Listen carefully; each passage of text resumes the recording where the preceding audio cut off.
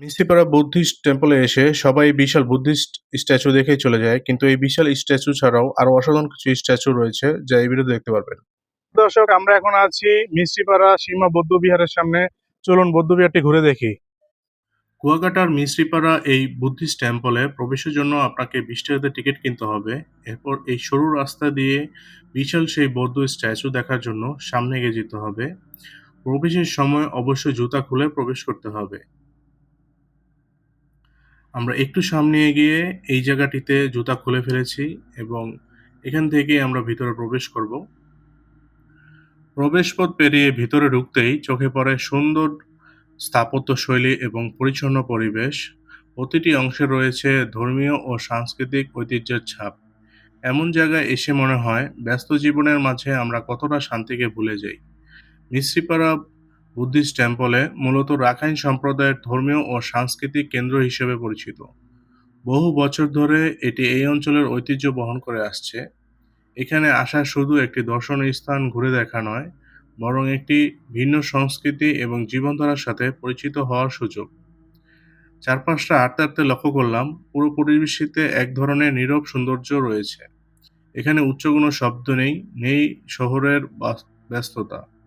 শুধু শান্ত পরিবেশ, প্রার্থনার আবহাওয়া এবং প্রকৃতির সাথে এক অসাধারণ সংযোগ। মন্দিরের প্রতিটি অংশে রয়েছে সূক্ষ্ম নকশা এবং যত্নের ছাপ। স্থাপত্যের দিকে তাকালে বোঝা যায় এটি শুধুমাত্র একটি ধর্মীয় স্থাপনা নয়, বরং একটি সংস্কৃতির ঐতিহ্যের প্রতীক। মিস্ত্রিপাড়া বুদ্ধিস্ট টেম্পলে রয়েছে রাখাইন সম্প্রদায়ের শত বছরের ইতিহাস, সংস্কৃতি এবং অসাধারণ কিছু শিল্পকর্ম। মিস্ত্রিপাড়া বুদ্ধিস্ট টেম্পলে সেই বিশাল স্ট্যাচু দেখার পর আমরা বের হয়ে আসলাম অন্যান্য স্ট্যাচু দেখার জন্য। কিন্তু বের হয়ে যা বুঝলাম, এর আশেপাশের যে পরিবেশ অনেক বেশি পরিষ্কার ও পরিচ্ছন্ন, যা দেখে বোঝা যাচ্ছে তারা প্রতিনিয়ত এই জায়গাটিকে পরিষ্কার করে থাকে। তো আমরা স্ট্যাচু দেখার জন্য আমরা সোজা সামনের গেট দিয়ে ঢুকে যাব। তো এই গেট থেকে পার হওয়ার আগে আমরা একটি প্রাচীন কুয়া দেখব, যেটি ডান পাশে রয়েছে এবং বাম পাশে একটি নতুন স্থাপনা তৈরি হচ্ছে। চলুন কুয়াটি একদম কাছ থেকে দেখে আসি। এই কুয়াটিতে আগে মিষ্টি পানি পাওয়া যেত।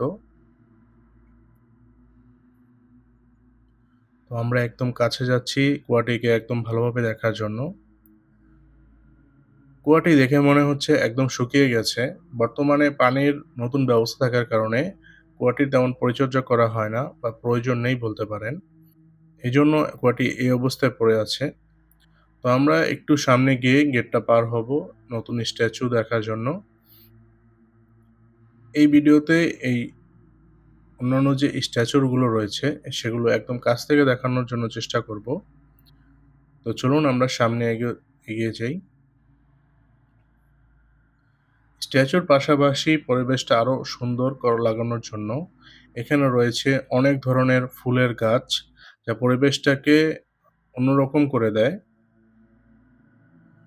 ফুলের গাছগুলোর মাঝে এই স্ট্যাচুগুলো অনেক বেশি সুন্দর লাগে। তো একটু সামনে এগুলেই দেখতে পারবেন একটি বৌদ্ধ বাড়ি। এই বাড়িটা অনেকটা চীনা বাড়ির মতো লাগে।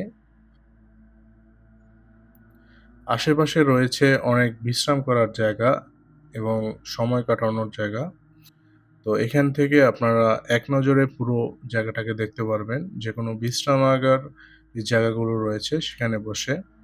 পরিবেশটা অনেক বেশি পরিচ্ছন্ন এবং সুন্দর থাকার কারণে আপনার সময়টা অনেক ভালোভাবেই কাটবে এখানে। সামনে রয়েছে একটি ড্রাগনের স্ট্যাচু। এই ড্রাগনের স্ট্যাচুটা সামনে থেকে দেখলে আপনি একটু হলেও অবাক হবেন। এই স্ট্যাচুটি একটি হোয়াইট ড্রাগনের অনুযায়ী করা হয়েছে।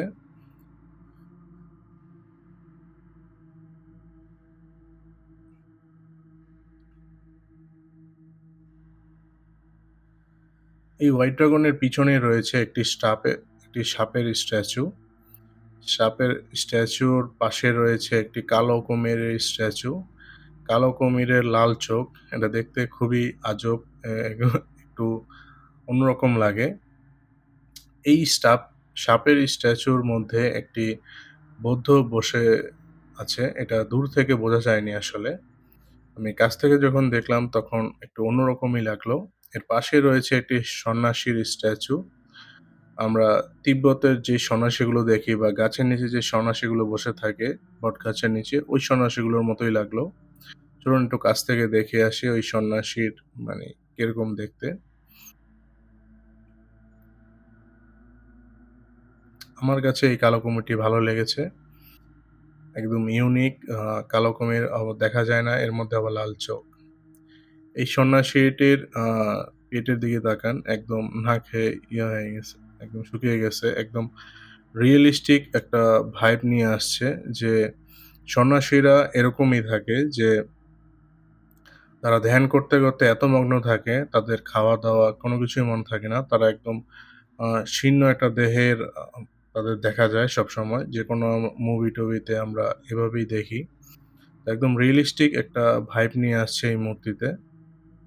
তো সামনে যেয়ে একটু দেখতে পারলাম যে একটি ঘরের ভিতরেও একটি মূর্তি রাখা আছে। এত স্ট্যাচু দেখে আসলে আপনি কিছুক্ষণের জন্য হারিয়ে যাবেন বৌদ্ধবিহারের এই ইতিহাসে। সুপ্রিয় দর্শক, আজকের ভিডিও এই পর্যন্তই। দেখা হবে নতুন ভিডিওতে।